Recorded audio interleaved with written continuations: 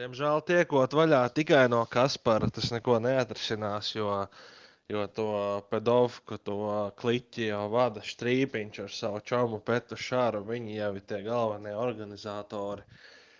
Un, nē, nu, protams, ir jāmirst arī Kasparam, jo nu, viņš ir izdarījis milzīgu grēku pret cilvēci.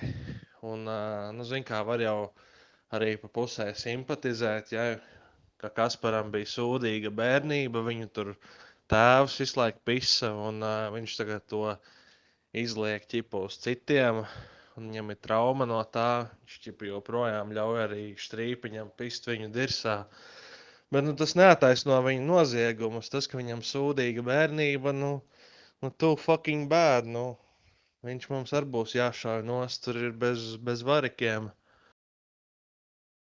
Nu jā, tas viss jau tuvojās uz to, ka tas pedofils Kaspars drīz vien arī tiks pilnībā likvidēts. Nu, viņš ir slims, garīgs, slims kropls, vienkārši sēž parazīts tajā bunkurā.